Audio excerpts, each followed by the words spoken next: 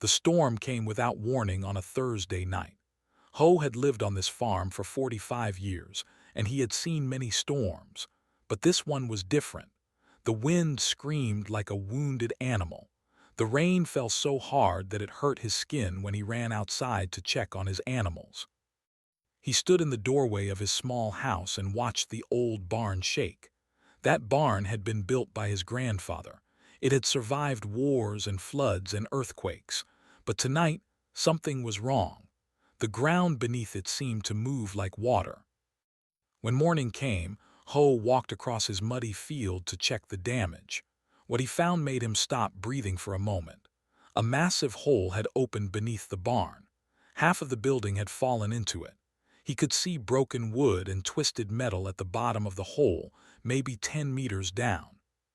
He called his neighbor, an old man named, to come and look, stood at the edge of the hole and shook his head slowly. "Bad luck," said. "Very bad luck. You will need to fill this hole and build a new barn." Ho nodded, but he did not speak. He was looking at something at the bottom of the hole, something that did not belong there. Between the broken pieces of his barn, he could see a smooth surface. It was gray and shiny, like metal, but it reflected the light in strange ways. After left, Ho climbed down into the hole. His boots sank into the wet mud as he made his way to the bottom. He pushed aside broken wood and moved closer to the strange surface. When he touched it, he felt a small shock run through his fingers. The metal was warm, even though the ground around it was cold. For the next 3 days, Ho worked alone. He did not call anyone. He did not tell anyone what he had found. He dug with his shovel and his hands, slowly uncovering more and more of the strange object. By the 3rd day, he knew what it was, even though his mind did not want to believe it. It was a ship, not a boat, not an airplane, something else entirely, something that did not come from Earth. The ship was shaped like a teardrop, smooth and perfect. It was about 20 meters long and 10 meters wide. There were no windows that he could see, no doors, just that smooth, gray surface that seemed to drink in the light. Ho sat on a rock and looked at it for a long time. He was a simple man. He grew vegetables. He raised chickens. He had never traveled far from this village. His wife had died 3 years ago, and since then he had lived alone, talking to no one except his plants and his animals. Now he was sitting in front of something that should not exist. He thought about calling the government. He thought about calling the news, but something stopped him. The ship had been here for a very long time. He could see that from the layers of soil that had covered it. Thousands of years, maybe. It had waited here under his family's land for all that time. It felt wrong to suddenly share it with the world. On the 4th day, Ho touched the ship again. This time he pressed his whole palm against the surface. He felt the same small shock, but then something else happened. Light appeared on the surface of the ship. Soft, blue light that moved in patterns like flowing water. A section of the ship shifted and slid open, revealing a doorway. Ho's heart beat fast. He knew he should be afraid. He knew he should run away, but he did not. Instead, he walked forward and stepped inside the ship. The inside was bigger than he expected. The walls glowed with soft light. The air smelled clean and fresh, like a forest after rain. There were seats and surfaces covered in symbols he did not understand. Everything was covered in dust, but nothing was broken.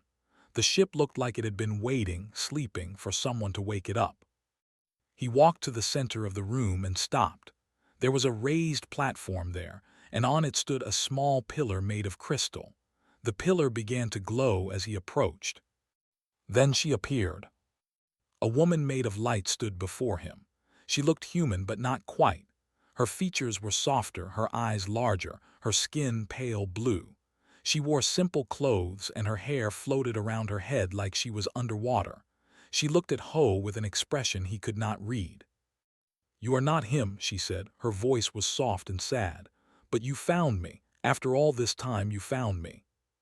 Ho could not speak. His mouth was dry. His legs felt weak. "Do not be afraid," she said. "I will not hurt you. I cannot hurt anyone. I am only a memory. a shadow of someone who lived long ago. "Who are you?" Ho finally managed to ask. "I am the consciousness of this vessel. I was created from the mind of my pilot so that he would never be alone during long journeys. My official name is Vessel Consciousness Designation 7, but he called me. It means star in your language. He taught me your words long ago." "Your pilot," Ho said slowly, "where is he?" His face changed. The sadness in her eyes grew deeper. "He died a very long time ago, but I remember him. I remember everything about him. That is my purpose, to remember." Ho looked around the ship. He looked at the dust on every surface. He thought about how long this ship had been buried under his farm. "How long have you been here?" he asked. 4,000 of your years," said. 4,000 years of sleeping and dreaming and waiting. I thought no one would ever come. I thought I would wait forever." Her light flickered slightly, and Ho understood something. This being, this consciousness, had been alone for longer than human civilization had existed. She had been buried in the dark, unable to move, unable to call for help, with nothing but memories to keep her company. "I am sorry," Ho said. The words came out before he could stop them. "I am sorry you were alone for so long."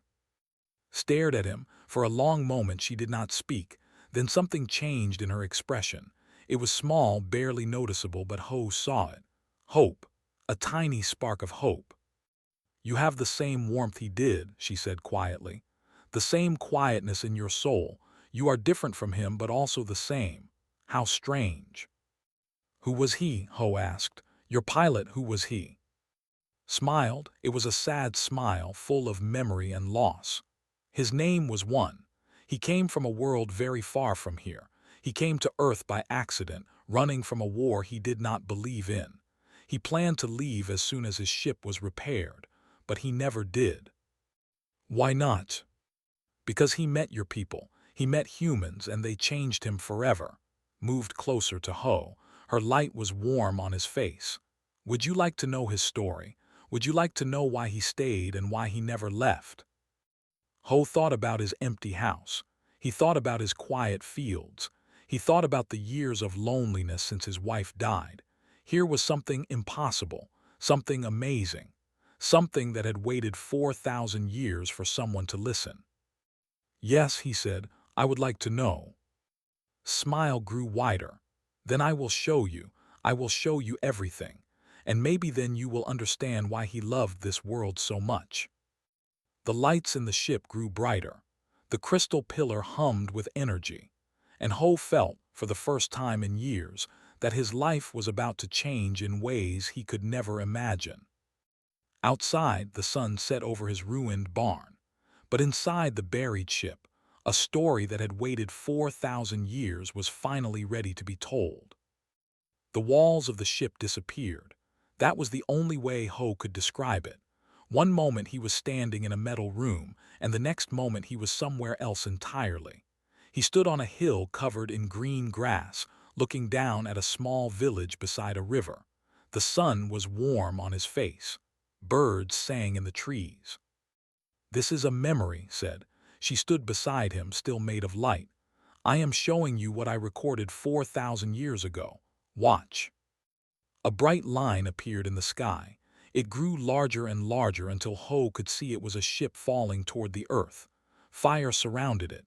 Smoke trailed behind it. The ship hit the ground beyond the village with a sound like thunder. Trees fell. Dust rose into the air. "That was us," said. "We crashed here after traveling across the galaxy. One was hurt badly. The ship's power was almost gone. I could do nothing but watch as he bled inside the broken vessel." The scene changed. Now Ho stood inside the crashed ship. It looked very different from how he had found it. Warning lights flashed everywhere. Sparks fell from broken panels. And on the floor, a man lay in a pool of blue blood. One looked almost human. His skin was pale with a slight blue tone. His hair was dark and straight. His face was young and tired and full of pain. He pressed his hands against a wound in his stomach and breathed in short, quick gasps. "I am going to die here," one said. His voice was weak.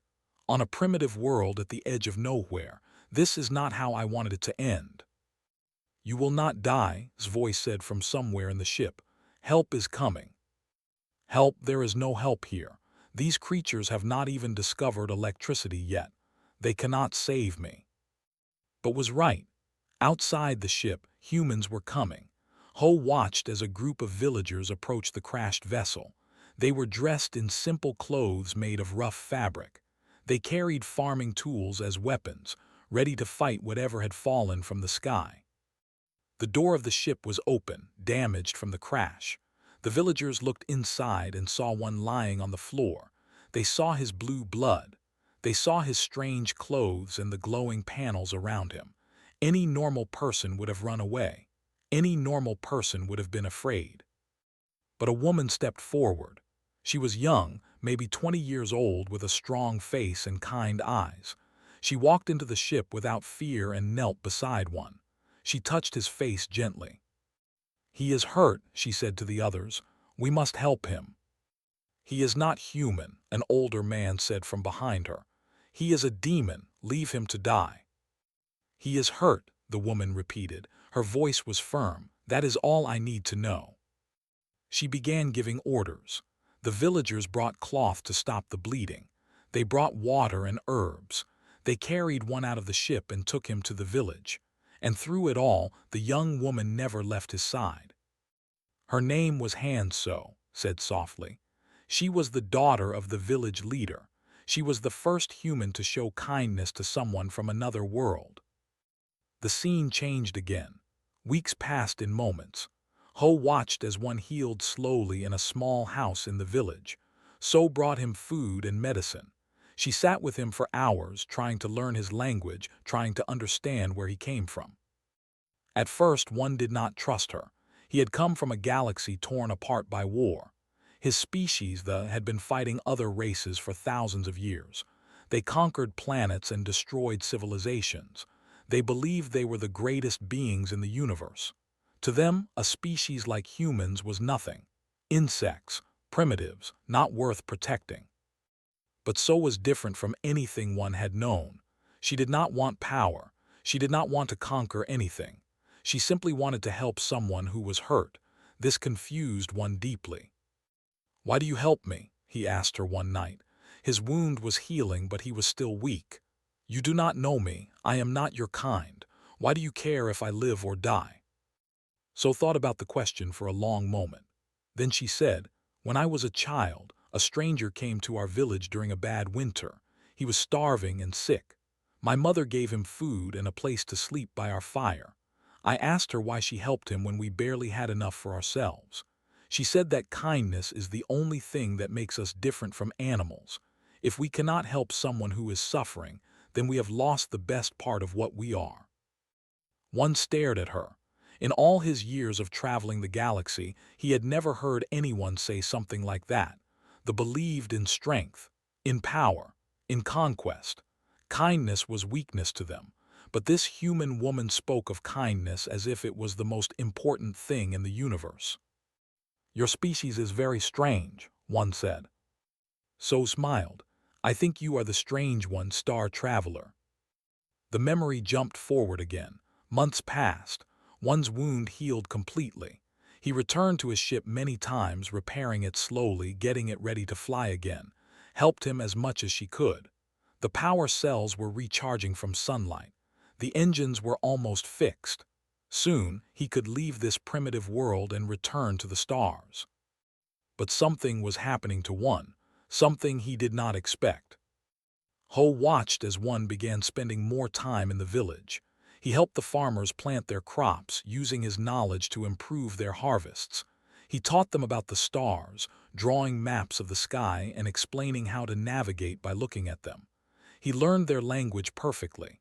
He ate their food. He laughed at their jokes. He became part of their community. And always there was so. Ho watched the two of them walk by the river together. He watched them sit beneath the stars while one told her about distant worlds. He watched them fall in love, slowly and surely, like water wearing away stone. "He had a choice to make," said. Her voice was heavy with emotion. The ship was repaired. He could leave any time. He could return to his people and tell them about this world. But if he did that, the would come. They would see humans as a resource to be used. They would conquer this planet without hesitation. What did he choose? Ho asked, even though he already knew the answer. He chose to stay. He destroyed the ship's communication system so that no signal could ever be sent. He buried the ship deep in the ground where no one would find it, and he lived here among humans for the rest of his life. The final memory appeared. An old man sat on a hill looking at the sunset. His skin still had that slight blue tone, but his hair was white and his face was lined with age. Beside him sat So, also old now, her hand in his. They were surrounded by children and all running and playing in the grass. "I have lived many lives," the old one said.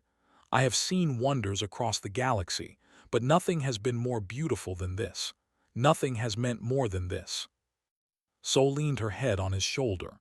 "Do you ever regret staying? Do you ever wish you had gone back?" One was silent for a long moment.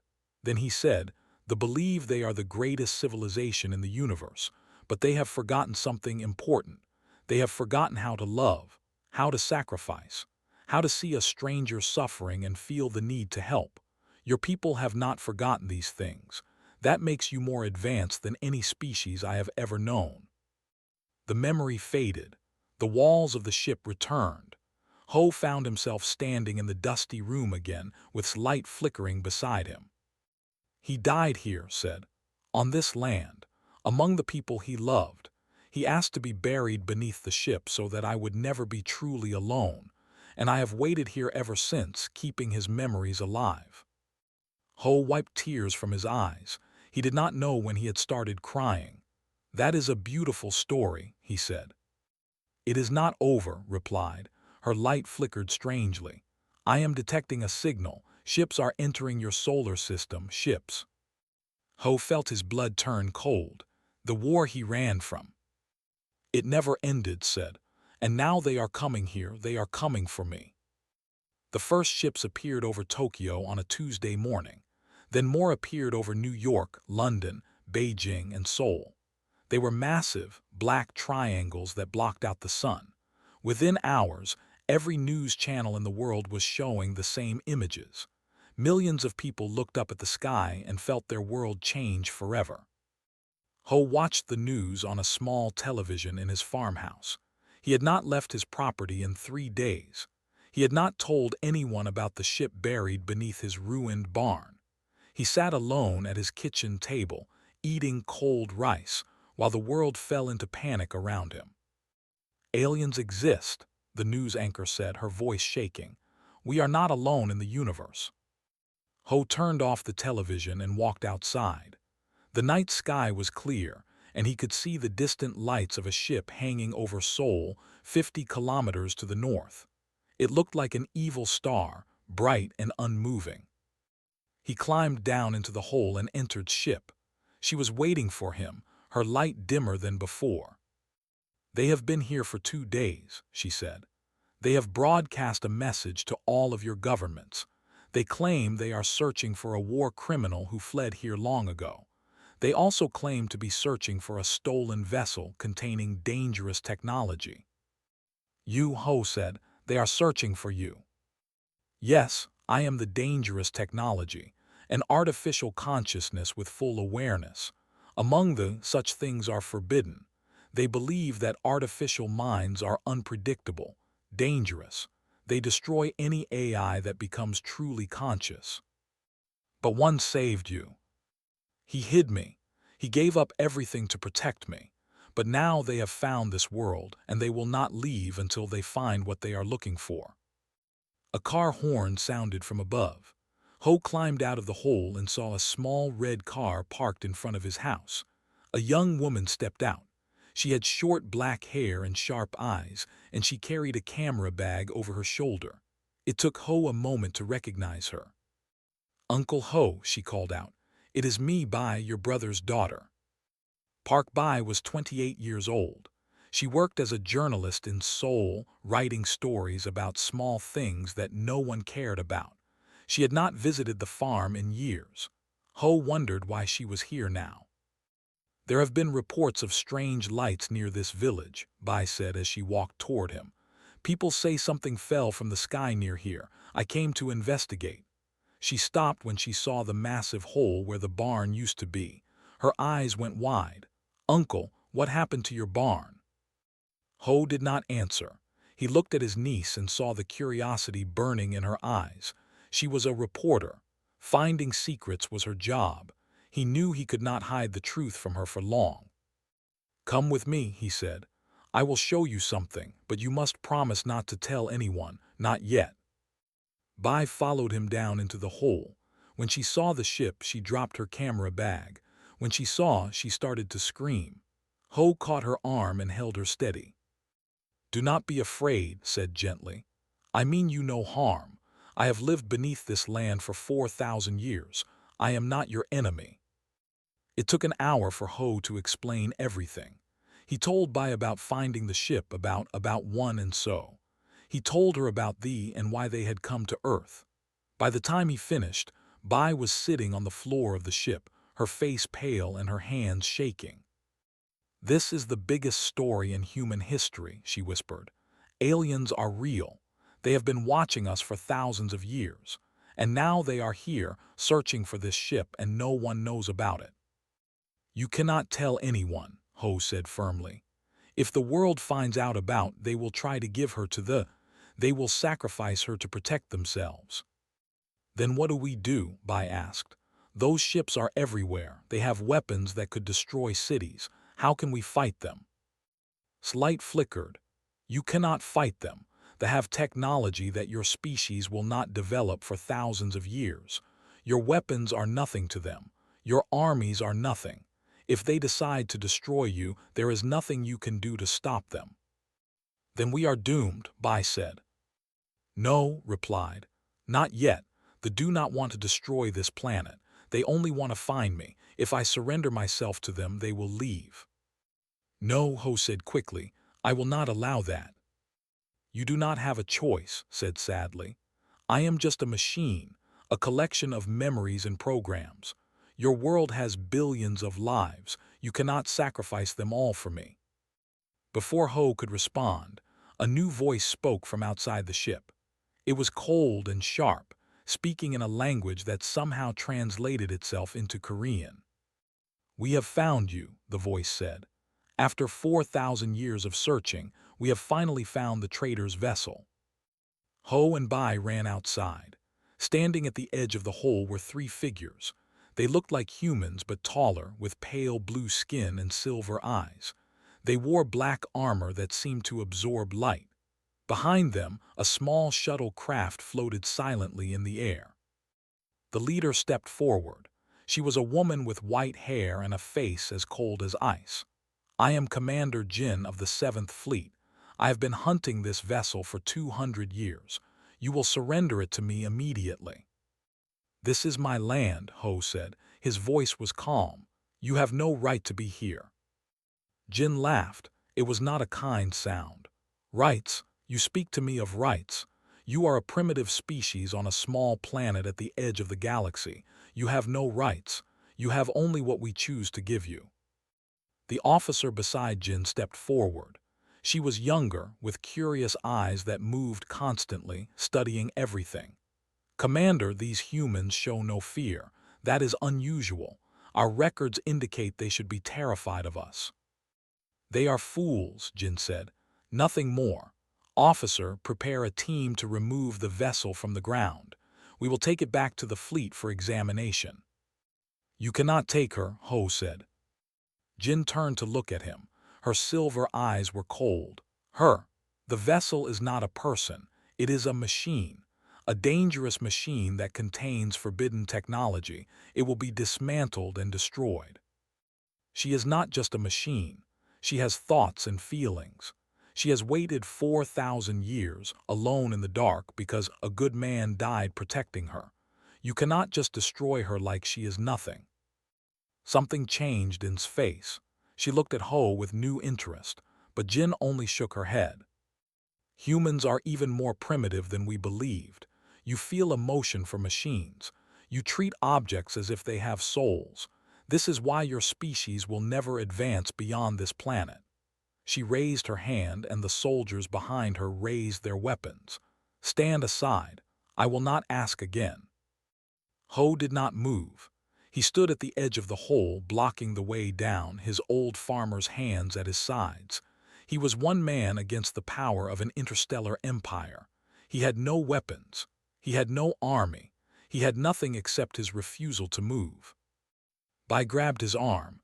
"Uncle, please, they will kill you." "Maybe," Ho said, "but I will not step aside. Some things are worth dying for." Jin stared at him. For a long moment, no one moved. Then she lowered her hand and turned to her shuttle. "We will return," she said. "In one day I will come back with a full extraction team. If you are still standing here, I will remove you myself. Do you understand?"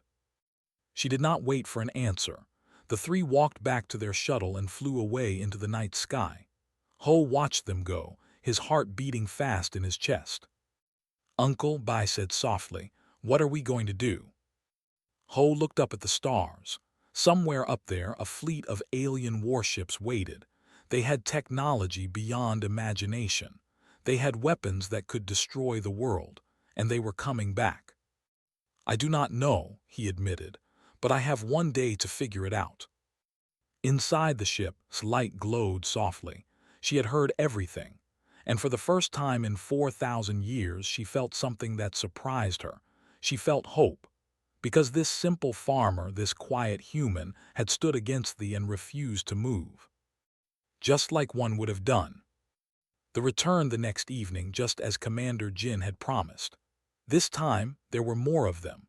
20 soldiers in black armor, carrying weapons that glowed with blue light. 3 shuttle crafts floated above the farm, their engines humming softly in the darkness. Ho stood at the edge of the hole, exactly where he had stood the day before. He had not slept. He had not eaten. He had spent the entire day sitting beside, listening to her stories about one, learning everything he could about thee and their history. Now he waited, alone, as the alien soldiers approached.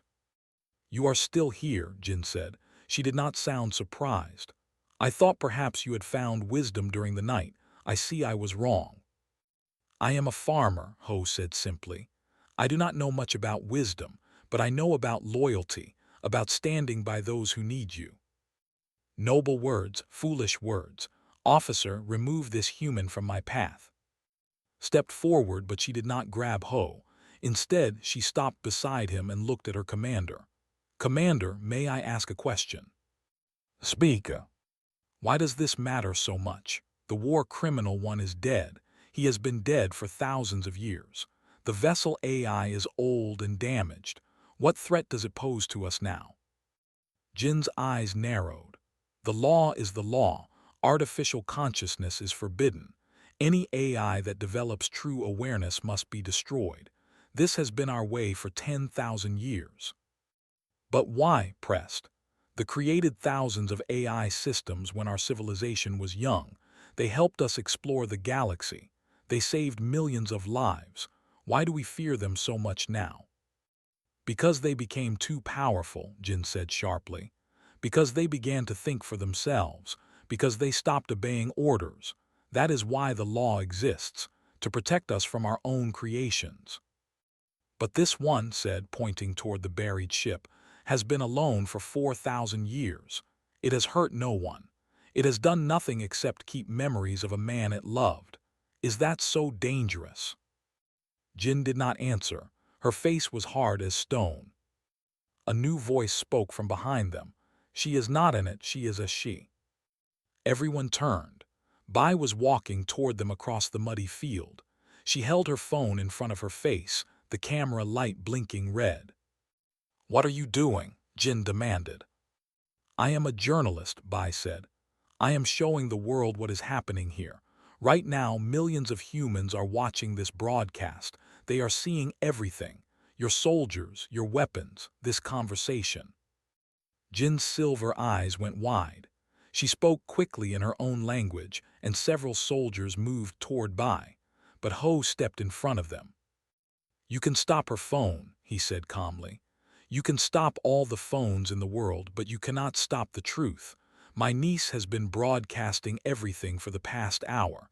The whole planet knows about now. They know why you are here. They know what you want to do.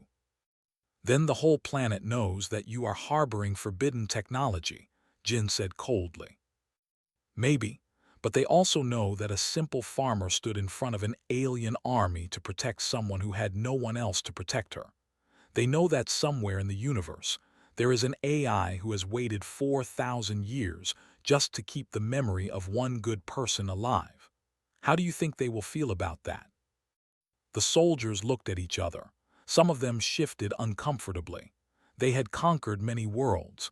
They had destroyed civilizations, but they had never been watched while doing it. They had never had to explain their actions to billions of witnesses. Inside the ship heard everything. She felt the eyes of humanity upon her, watching through Bai's small camera. She felt their curiosity, their fear, their compassion. For the first time in 4,000 years, she was not alone. She made a decision. The ship hummed to life. Lights flickered on across its surface. The ground shook slightly as ancient engines woke from their long sleep. Ho looked down and saw the vessel rising slowly from the hole, lifting itself free from the earth that had held it for so long. The ship floated gently into the air and settled on the grass beside Ho. A door opened in its side and appeared in the doorway, her light form clearly visible to everyone watching. I am the one you want, she said to Jin. I am the consciousness you seek to destroy. If you let this planet go, I will come with you willingly. No, Ho said firmly. He walked to the ship and stood beside her. I am coming with you. What are you doing? Asked. You cannot leave your world. I am not leaving my world. I am standing by my friend. Wherever she goes, I go. That is what one would have done. That is what any decent person would do. Stared at him. Light gathered at the edges of her eyes like tears made of energy. I do not understand you. I do not understand your species. I have studied humans for 4,000 years and you still surprise me. That is what makes us special, Ho said with a small smile. We always surprise people. Jin watched this exchange with a strange expression on her face. Something was happening inside her, something she did not expect. This human farmer was willing to die for a machine. He was willing to leave his home, his family, his entire world, just to make sure she did not face destruction alone. They had ruled the galaxy for 10,000 years because they were strong, because they were efficient, because they had removed emotion from their decisions and operated purely on logic and law. But standing here, watching this simple human refuse to abandon someone he barely knew, Jin felt something she had not felt in centuries. Doubt. Commander said softly. She had moved to stand beside Jin. The broadcasts are being transmitted to our ships. The entire fleet is watching. The council is watching. I know, Jin said. What are you going to do? Before Jin could answer, spoke again. I have something to show you, all of you. I have kept it for 4,000 years, waiting for the right moment. One recorded a message before he died. He said it should be played if the ever came for me. A message from a traitor means nothing, Jin said, but her voice was less certain than before. Perhaps, but I think you should hear it anyway. Raised her hand, and a hologram appeared in the air. It was one, old and tired but smiling peacefully. He looked out at the gathered soldiers, at Jin, at the world watching through Bai's camera. If you are seeing this, the hologram said, then they have found my ship at last. I have been dead for a long time, so I cannot defend myself. I can only tell you the truth and hope that it matters. Jin watched silently. Behind her, the soldiers lowered their weapons. I did not flee the war because I was afraid. I fled because I refused to destroy a world full of innocent people. My commanders ordered me to drop bombs that would have killed billions. I chose to run instead. For that, I was called a traitor. For that, I was hunted across the galaxy. The hologram paused. One looked down at his old hands. But I found something on this primitive planet, something I never expected. I found compassion. I found kindness. I found a species that helps strangers simply because it is the right thing to do. They were like this once long ago. We cared about each other. We valued life above conquest, but we lost that somewhere along the way. We became cold, efficient, empty. He looked up again, directly into the camera. I stayed on Earth because humans showed me what we used to be, what we could be again. If you destroy them, you will destroy the last proof that the old ever existed. You will destroy your own history, your own soul.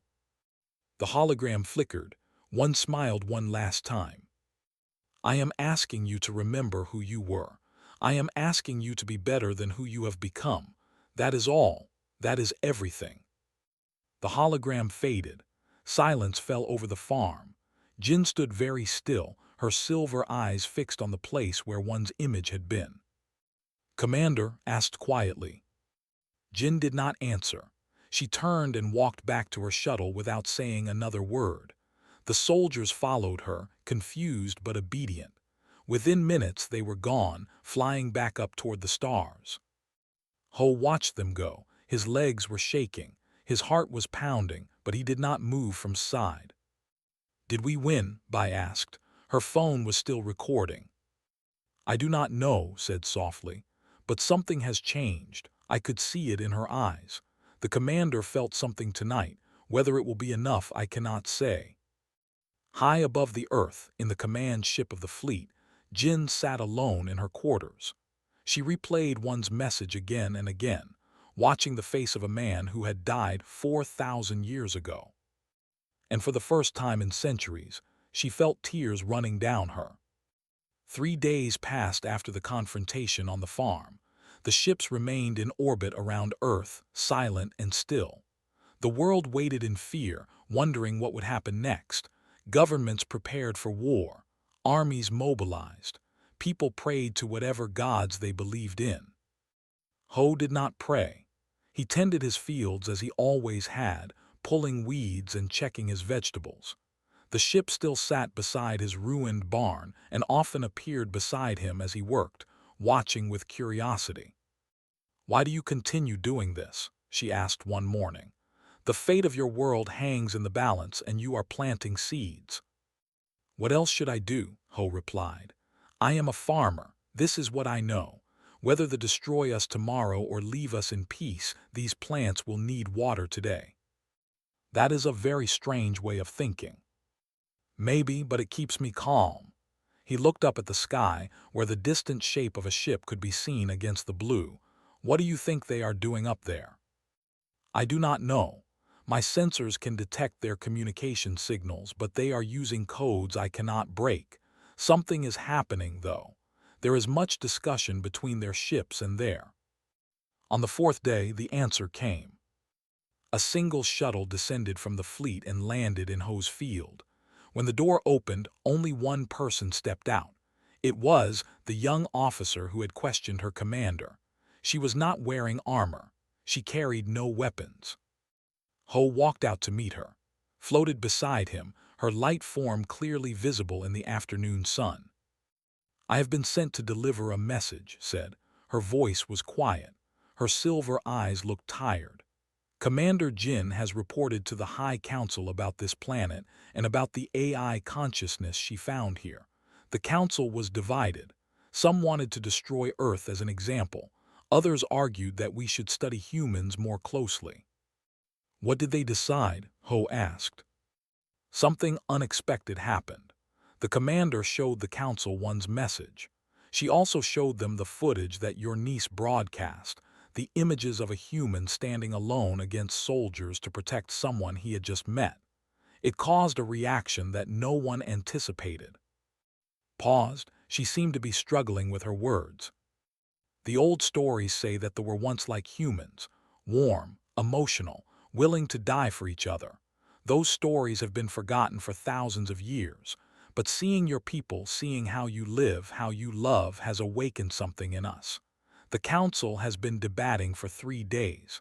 This morning they reached a decision. "Tell me," said softly. "Earth is to be declared a protected world. No ship may approach it without permission. No soldier may harm a human. Your planet will be placed under the care of a special branch of our government, one dedicated to studying and preserving cultures that remember the old ways." Ho felt his legs go weak. He sat down on the ground, right there in his field, unable to stand any longer. And he asked, "What about her?" Turned to look at the light form floating beside the farmer. "The Council has made another unprecedented decision. Vessel Consciousness Designation 7, known as, is hereby granted the status of personhood. She is no longer considered forbidden technology. She is a recognized individual with all the rights and protections that come with that status." Light flickered. Energy gathered at the edges of her form, flowing like water. "That is not possible. No AI has ever been granted personhood in history." "You are the first." Commander Jin argued for it personally. She said that any being who could wait 4,000 years out of love for another person has earned the right to exist. Smiled slightly. "I think one's message affected her more than she wants to admit." The young officer reached into her uniform and pulled out a small device. She handed it to Ho. "This is a communication unit. If you ever need to contact us, simply speak into it. We will hear you." "Why are you doing this?" Ho asked. "Why help us? We are primitives to you, insects." Was quiet for a moment. Then she said, "One saw something in your species that we have lost. He believed that humans could teach us how to be what we once were. I think he was right. This is the beginning of a very long journey for both our peoples. Where it leads, no one can say." She turned and walked back to her shuttle. At the door, she paused and looked back. "One more thing. Commander Jin has requested permission to return to Earth in the future.